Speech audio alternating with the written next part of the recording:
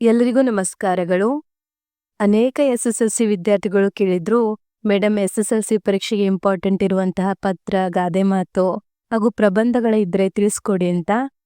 ಈ ಸ್ಪೆಷಲ್ ಆಗಿರೋ ವಿಡಿಯೋನ ಎಸ್ಎಸ್ಎಲ್ಸಿ ಕನ್ನಡ ಮಾಧ್ಯಮ ವಿದ್ಯಾರ್ಥಿಗಳಿಗಾಗಿ ಮಾಡಲಾಗಿದೆ. ಇವುಗಳಲ್ಲಿರುವ ಅನೇಕ ಪತ್ರ ಪ್ರಬಂಧಗಳನ್ನು ನೀವು ಅಭ್ಯಸಿಸಿ ಪರೀಕ್ಷೆಯಲ್ಲಿ ಅತಿ ಹೆಚ್ಚು ಅಂಕಗಳನ್ನು ಗಳಿಸಬೇಕೆಂಬುದು ನನ್ನ ಆಶಯ. ಮೊದಲನೇದಾಗಿ ನಾವು ಗಾದೆ ಮಾತುಗಳನ್ನು ನೋಡೋದಾದ್ರೆ, ಕುಂಬಾರನಿಗೆ ವರ್ಷ ದೊಣ್ಣೆಗೆ ನಿಮಿಷ ಅಥವಾ ಅತಿ ಆಸೆ ಗತಿಗೇಡು. ಈ ಎರಡು ಗಾದೆ ಮಾತುಗಳನ್ನು ಮಾರ್ಚ್ 2024ರಲ್ಲಿ ಕೊಡಲಾಗಿತ್ತು. ಕೂಡಿ ಬಾಳಿದರೆ ಸ್ವರ್ಗ ಸುಖ ಅಥವಾ ಬೆಳ್ಳಗಿರುವುದೆಲ್ಲ ಹಾಲಲ್ಲ. ಇವೆರಡು ಗಾದೆ ಮಾತುಗಳನ್ನು ಜೂನ್ 2024ರಲ್ಲಿ ಕೊಡಲಾಗಿತ್ತು. ತಾಳಿದವನು ಬಾಳಿಯಾನು ಅಥವಾ ಹಾಸಿಗೆ ಇದ್ದಷ್ಟು ಕಾಲು ಚಾಚು. ಈ ಎರಡು ಗಾದೆ ಮಾತುಗಳನ್ನು ಆಗಸ್ಟ್ 2024ರಲ್ಲಿ ಕೊಡಲಾಗಿತ್ತು. ಇನ್ನು ಇಂಪಾರ್ಟೆಂಟ್ ಇರುವಂತಹ ಇನ್ನಷ್ಟು ಗಾದೆ ಮಾತುಗಳನ್ನು ನೋಡೋದಾದ್ರೆ, ಗಿಡವಾಗಿ ಬಗ್ಗದ್ದು ಮರವಾಗಿ ಬಗ್ಗೀತೆ, ಶಕ್ತಿಗಿಂತ ಯುಕ್ತಿ ಮೇಲು, ಕೈ ಕೆಸರಾದರೆ ಬಾಯಿ ಮೊಸರು, ಪೆನ್ನು ಖಡ್ಗಕ್ಕಿಂತ ಹರಿತ, ತುಂಬಿದ ಕೊಡ ತುಳುಕುವುದಿಲ್ಲ, ಮಾತು ಬೆಳ್ಳಿ ಮೌನ ಬಂಗಾರ. ಈ ಎಲ್ಲ ಗಾದೆ ಮಾತುಗಳನ್ನು ವಿವರಣೆಗಳನ್ನು ನೀವು ಅಭ್ಯಾಸ ಮಾಡಿ ಪರೀಕ್ಷೆಗಳಲ್ಲಿ ಅತಿ ಹೆಚ್ಚು ಅಂಕಗಳನ್ನು ಗಳಿಸಬೇಕಾಗಿ ವಿನಂತಿ. ಈ ಯಾವ ರೀತಿ ಮಾರ್ಕ್ಸ್ಗಳನ್ನ ಕೊಡ್ತಾರೆ ಅಂತ ನೋಡೋದಾದ್ರೆ, ಗಾದೆಯ ಮಹತ್ವದ ವಿವರಣೆ ಬರೆದ್ರೆ 1 ಅಂಕ, ಉದಾಹರಣೆಯೊಂದಿಗೆ ಅರ್ಥ ವಿವರಣೆ ಮಾಡಿದ್ರೆ 1 ಅಂಕ, ಭಾಷಾ ಶೈಲಿಗೆ 1 ಅಂಕ, ಒಟ್ಟು 3 ಅಂಕ. ಪರೀಕ್ಷೆಯಲ್ಲಿ ಯಾವುದೇ ಗಾದೆ ಮಾತು ಬರಲಿ, ಈ 3 ಹಂತಗಳನ್ನು ಉಪಯೋಗಿಸಿಕೊಂಡು ವಿಸ್ತಾರ ಮಾಡಿ ಖಂಡಿತವಾಗ್ಲೂ ನಿಮಗೆ 3ಕ್ಕೆ 3 ಮಾರ್ಕ್ಸು ಕೊಟ್ಟೇ ಕೊಡ್ತಾರೆ. ಚಿತ್ಕಾಟ್ ಮಾಡೋದು, ತಪ್ಪಾಗಿ ಬರೆಯೋದು ಅಥವಾ ವರ್ಸ್ ಬರೆಯೋದು, ಗೀಚ್ ಹಾಕೋದು ಈ ರೀತಿ ಮಾಡಕ್ ಹೋಗ್ಬೇಡ್ರಿ. ಸುಂದರವಾಗಿ ಬರೀರಿ, ನಿಮಗೆ ಖಂಡಿತವಾಗ್ಲೂ 3ಕ್ಕೆ 3 ಮಾರ್ಕ್ಸು ಸಿಕ್ಕೇ ಸಿಗುತ್ತದೆ. ಇನ್ನು ಪ್ರಬಂಧಗಳನ್ನು ನೋಡೋದಾದ್ರೆ, ಏಷ್ಯನ್ ಕ್ರೀಡಾಕೂಟದಲ್ಲಿ ಭಾರತೀಯರ ಸಾಧನೆ ಅಥವಾ ಪ್ರಾಚ್ಯ ಸ್ಮಾರಕಗಳ ಸಂರಕ್ಷಣೆ, ಇವೆರಡು ಪ್ರಬಂಧಗಳನ್ನು ಮಾರ್ಚ್ 2024ರ ಪರೀಕ್ಷೆಯಲ್ಲಿ ಕೊಟ್ಟಿದ್ರು. ಮಹಿಳಾ ಸಬಲೀಕರಣ ಅಥವಾ ಶಾಲಾ ಆವರಣ ಹಾಗೂ ಶೌಚಾಲಯದ ಸ್ವಚ್ಛತೆ, ಈ ಎರಡು ಪ್ರಬಂಧಗಳನ್ನು ಜೂನ್ 2024ರ ಪರೀಕ್ಷೆಯಲ್ಲಿ ಕೊಟ್ಟಿದ್ರು. ವಿದ್ಯಾರ್ಥಿಗಳ ಜ್ಞಾನಾರ್ಜನೆಯಲ್ಲಿ ಗ್ರಂಥಾಲಯಗಳ ಮಹತ್ವ ಅಥವಾ ಭಾರತದ ವೈಜ್ಞಾನಿಕ ದ್ಯೋತಕ ಚಂದ್ರಯಾನ 3, ಇದನ್ನ ಆಗಸ್ಟ್ 2024ರ ಪರೀಕ್ಷೆಯಲ್ಲಿ ಕೊಟ್ಟಿದ್ರು.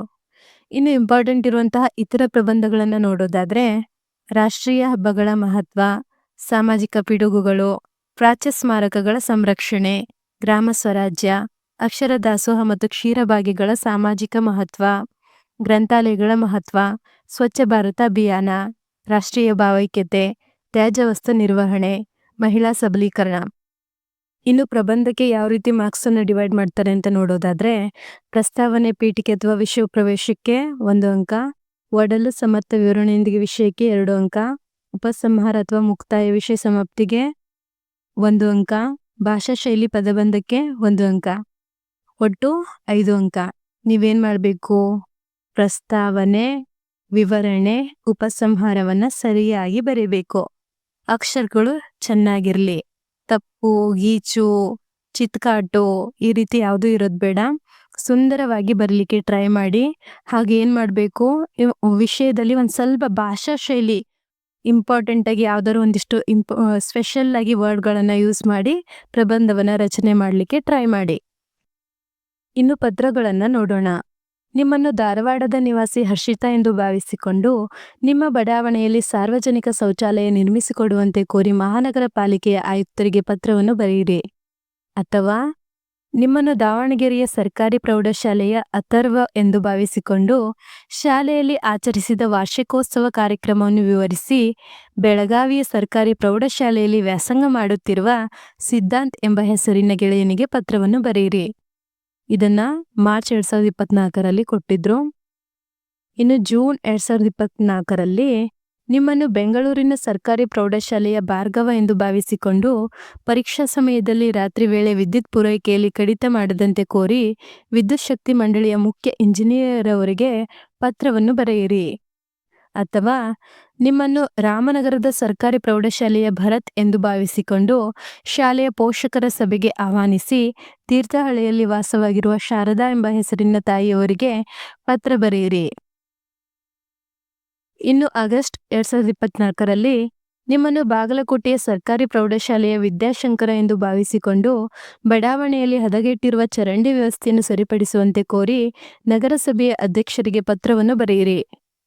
ನಿಮ್ಮನ್ನು ಕಲಬುರಗಿ ಸರ್ಕಾರಿ ಪ್ರೌಢಶಾಲೆಯ ಗಂಗಾಶ್ರೀ ಎಂದು ಭಾವಿಸಿಕೊಂಡು ವಾರ್ಷಿಕ ಪರೀಕ್ಷೆ ಸಿದ್ಧತೆಯನ್ನು ಕುರಿತು ಗದಗ ಆದರ್ಶ ನಗರದಲ್ಲಿ ವಾಸವಾಗಿರುವ ಶ್ರೀನಿವಾಸ್ ಎಂಬ ಹೆಸರಿನ ತಂದೆಯವರಿಗೆ ಪತ್ರವನ್ನು ಬರೆಯಿರಿ.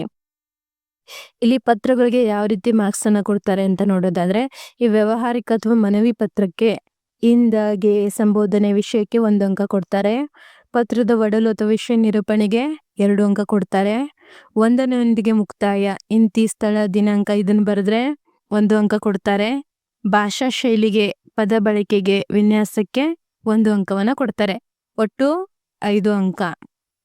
ನೋಡಿ, ಇದರಲ್ಲಿ ವ್ಯವಹಾರಿಕ ಪತ್ರ ಬರೆದ್ರೆ ನನ್ನ ಪ್ರಕಾರ ವ್ಯವಹಾರಿಕ ಪತ್ರಕ್ಕೆ ನೀವು ಚೆನ್ನಾಗಿ ಮಾರ್ಕ್ಸ್ ಅನ್ನ ತೆಗಿಬಹುದು. ಯಾಕಂದ್ರೆ ನಿಮ್ಗೆ ಆಲ್ಮೋಸ್ಟ್ ಇಂದಗೆ, ಸಂಬೋಧನೆ, ಧನ್ಯವಾದ ಇದನ್ನೆಲ್ಲ ಬರೀಲಿಕ್ಕೆ ಆಲ್ಮೋಸ್ಟ್ ಆಗಿ ಎಲ್ಲರಿಗೂ ಗೊತ್ತೇ ಇರುತ್ತೆ. ಅದರಿಂದ ವ್ಯವಹಾರಿಕ ಪತ್ರವನ್ನ ಬರೀರಿ ಅಂಥೇಳಿ ನಾನು ಕೂಡ ಕೇಳ್ಕೊಳ್ತೀನಿ. ಇನ್ನು ಖಾಸಗಿ ಪತ್ರಕ್ಕೆ ಯಾವ ರೀತಿ ಮಾರ್ಕ್ಸ್ ಅನ್ನ ಕೊಡ್ತಾರೆ ಅಂತ ನೋಡೋದಾದ್ರೆ, ಇಂದ, ವಿಳಾಸ, ದಿನಾಂಕ, ಸಂಬೋಧನೆ, ಕ್ಷೇಮ, ವಿಚಾರ ಇದಕ್ಕೆ 1 ಅಂಕ ಕೊಡ್ತಾರೆ. ಪತ್ರದ ಒಡಲು, ವಿಷಯ ನಿರೂಪಣೆಗೆ 2 ಅಂಕ ಕೊಡ್ತಾರೆ. ಮುಕ್ತಾಯ, ಇಂತಿ ಇದಕ್ಕೆ, ಹೊರ ವಿಳಾಸ ಇದಕ್ಕೆಲ್ಲ 1 ಅಂಕ ಕೊಡ್ತಾರೆ. ಭಾಷಾ ಶೈಲಿಗೆ, ಪದ ಬಳಕೆ, ವಿನ್ಯಾಸಕ್ಕೆ 1 ಅಂಕ ಕೊಡ್ತಾರೆ. ಒಟ್ಟು ಎಷ್ಟು ಅಂಕ? 5 ಅಂಕ. ಇಲ್ಲಿ ನೋಡಿ, ಈ ಎಕ್ಸಾಮ್ಗಳಲ್ಲಿ ಎಲ್ಲ ಎಕ್ಸಾಮ್ಗಳಲ್ಲೂ ಆದಷ್ಟು ನೀವೇನು ನೀಟಾಗಿ ಬರೀಲಿಕ್ಕೆ ಟ್ರೈ ಮಾಡಿ. ಒಂದೇ ಪೆನ್ನನ್ನು ಉಪಯೋಗಿಸಿ, ವೈಟ್ನರ್ ಈ ವೈಟ್ನರ್ಗಳನ್ನ ಉಪಯೋಗಿಸೋದನ್ನ ಮಾಡ್ಲಿಕ್ಕೆ ಹೋಗ್ಬೇಡ್ರಿ. ನೋಡಿ, ನನ್ನ ಅನುಭವಕ್ಕೆ ಬಂದಿರೋದು, ಸಾಕಷ್ಟು ಜನ ಒಂದೇ ರೀತಿ ಆನ್ಸರನ್ನು ಬರೆದಿದ್ರು ಕೂಡ ಚೆನ್ನಾಗಿ ನೀಟಾಗಿ ದುಂಡಾಗಿ ಯಾರು ಬರೆದಿರ್ತಾರೋ ಅವರಿಗೆ ಒಂದು ಅರ್ಧ ಮಾರ್ಕ್ಸು 1 ಮಾರ್ಕ್ಸು ಹೆಚ್ಚು ಹೋಗೋ ಸಂಭವ ಜಾಸ್ತಿ ಇರುತ್ತದೆ. ಆದ್ದರಿಂದ ನೀವು ಆದಷ್ಟು ನಿಮ್ಮ ಪೇಪರನ್ನು ಶುಭ್ರವಾಗಿ ಇಟ್ಕೊಂಡು ಬರೀಲಿಕ್ಕೆ ಟ್ರೈ ಮಾಡಿ. ಚೆನ್ನಾಗಿ ಮಾರ್ಕ್ಸ್ ತೆಗಿತೀರಾ ಅನ್ನೋ ನಂಬಿಕೆ ನನಗೂ ಕೂಡ ಇದೆ.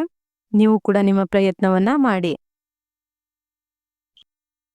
ಇನ್ನು ಇಂಪಾರ್ಟೆಂಟ್ ಇರುವಂತಹ ಇಂಗ್ಲಿಷ್ ಎಸ್ಸೆಗಳನ್ನು ನೋಡೋದಾದ್ರೆ, air pollution, uses of mobile phone, Chandrayaan 3 March ಪರೀಕ್ಷೆಗಳಲ್ಲಿ ಕೊಟ್ಟಿದ್ರು. Air pollution, impact of mobile phones on children, Chandrayaan 3 ಇದನ್ನ ಜೂನ್ ಪರೀಕ್ಷೆಯಲ್ಲಿ ಕೊಟ್ಟಿದ್ರು. Mobile phone and it's uses, Chandrayaan 3, air pollution ಇದನ್ನ ಆಗಸ್ಟ್ನಲ್ಲಿ ಕೊಟ್ಟಿದ್ರು. ಇನ್ನು ಇಂಪಾರ್ಟೆಂಟ್ ಇರುವಂತಹ ಅದರ್ ಎಸ್ಸೆಗಳನ್ನು ನೋಡೋದಾದ್ರೆ, role of students in Swachh Bharat Abhiyan, importance of sports and games, air pollutions, newspaper, water pollution, cleanliness and hygiene, save forest save life, ban on plastics, uses of internet, environment pollution, mass media, national festivals and their importance, the festival you like most, students' role in promoting national integrity, national disasters. ಇವು important ಎಸ್ಸೆಗಳು. ಇವುಗಳ explanation ಕೂಡ ನೀವು ನೋಡ್ಕೊಳ್ಳಿ. ಇನ್ನು letter writing ನೋಡೋದಾದ್ರೆ, imagine you are a Sindhu or Suman studying in government high school Chittaguppa. Write a letter to your father explaining about how you are planning to win district level sports. Write a letter to headmaster or headmistress requesting to facilitate all the classrooms with reading corner in your school. ಇವೆರಡನ್ನ ಮೊದಲನೇ ಪರೀಕ್ಷೆಯಲ್ಲಿ ಕೊಟ್ಟಿದ್ರು. Imagine you are a Samit or Seema studying in government high school Hassan. Write a letter to your friend inviting him or her to your elder brother's marriage. Write a letter to the editor of newspaper complaining about mosquito menace in your area. ಇವೆರಡುಗಳನ್ನ ಎರಡನೇ ಪರೀಕ್ಷೆಯಲ್ಲಿ ಕೊಟ್ಟಿದ್ರು. Imagine you are a Prakash or Priya studying in government high school Mahadevapura. Write a letter to your friend inviting him to attend your sister's birthday party. Write a letter to the Panchayat Development Officer to provide concern roads to your area. ಈ ಎರಡುಗಳನ್ನ ಕೊನೆಯ ಪರೀಕ್ಷೆಯಲ್ಲಿ ಕೊಟ್ಟಿದ್ರು. Hindi ಪತ್ರಗಳಲ್ಲಿ ಯಾವ್ದಾವ್ದು important ಅಂತ ನೋಡೋದಾದ್ರೆ, उचित कारण देते हुए 4 दिनों की छुट्टी के लिए अपने प्रधान अध्यापक को एक पत्र लिखिए।